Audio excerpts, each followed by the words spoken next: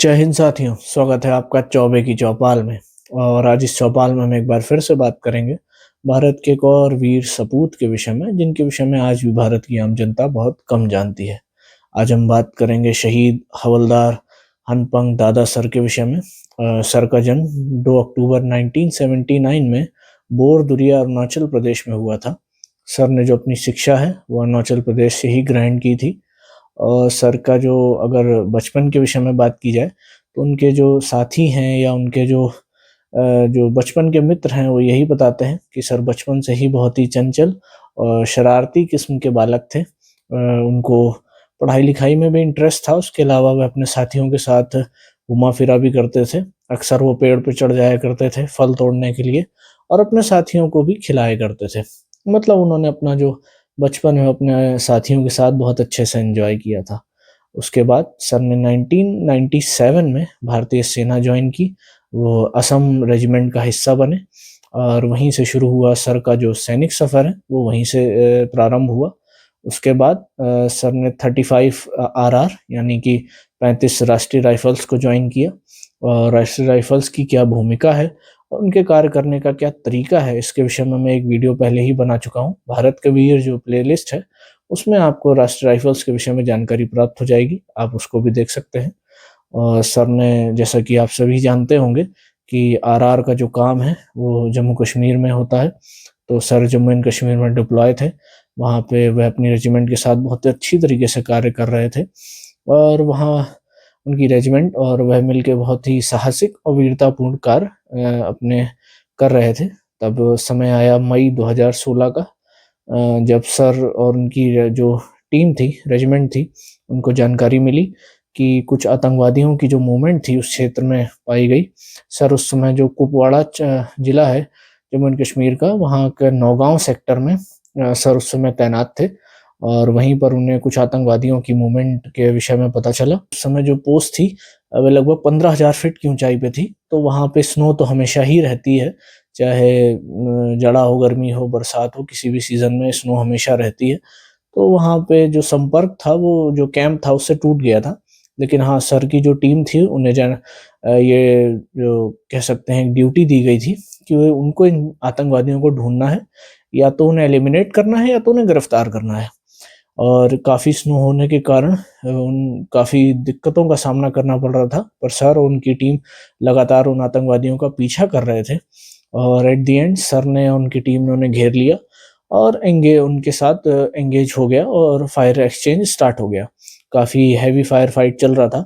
उसी दौरान सर रेंगते हुए उन्होंने अपनी जो ट्रेनिंग थी उसका भरपूर इस्तेमाल किया और रेंगते हुए और पत्थरों का सहारा लेते हुए आतंकवादियों के बिल्कुल समीप पहुंच गए, जहां से बिल्कुल क्लोज से उन्होंने 2 आतंकवादियों को मार गिराया और तीसरे को बुरी तरीके से घायल कर दिया। इसी फायर एक्सचेंज में सर के भी इंजरी हुई, उनके भी गोलियां लगी, लेकिन सर ने हिम्मत नहीं हारी और वह घायल अवस्था में भी उन दोनों आतंकवादियों को ऊपर फायरिंग करते रहे और अंततः उन्होंने तीसरे आतंकवादी को भी मार गिराया। पर इसी दौरान सर काफ़ी ज़्यादा घायल हो चुके थे, काफ़ी ब्लड लॉस हो चुका था और वह काफ़ी हाइट पे थे, जिस वजह से उनको वहाँ से निकालना बहुत कठिन कार्य हो गया था। इसी कारण सर वीर गति को प्राप्त हुए और जो सर की टीम थी उन्होंने बाद में उस चौथे आतंकवादी को भी मार गिराया। सर की इसी वीरतापूर्ण कार्य के कारण उनको भारत में जो शांति काल में दिया जाने वाला सर्वोच्च सैनिक सम्मान है, अशोक चक्र, उससे सम्मानित किया गया। वो उनकी जो सम्मानित वाइफ हैं उन्होंने ग्रहण किया था। 26 जनवरी को यह सम्मान उनको दिया गया था। और सर का जो जीवन था वह बहुत ही साहसपूर्ण रहा और हम उनसे ये सीख सकते हैं कि उन्होंने अपने अंतिम समय में भी अपनी जान को पीछे रखा और अपनी ड्यूटी को आगे रखा। अपनी मातृभूमि की जो सेवा करते हुए वह वीर गति को प्राप्त हुए और वह जिस राज्य से आते हैं, अरुणाचल प्रदेश, आप सभी जानते हैं काफ़ी दुर्गम क्षेत्र है, वहाँ पे चीज़ें इतनी आसान नहीं है जीवन जीना। फिर भी सर ने हर कठिनाई का सामना किया। वे भारतीय सेना में शामिल हुए और अंत में वह अपनी भारत माता की सेवा करते हुए वीर गति को प्राप्त हुए। तो मैं तो सर को पहले तो सैल्यूट करता हूँ। ये हमेशा अपने सभी भारतीय वीर सपूतों के लिए कहता हूँ कि जैसे भारत के वीर सपूत हैं, वैसे तो पूरी दुनिया में कहीं नहीं मिल सकते।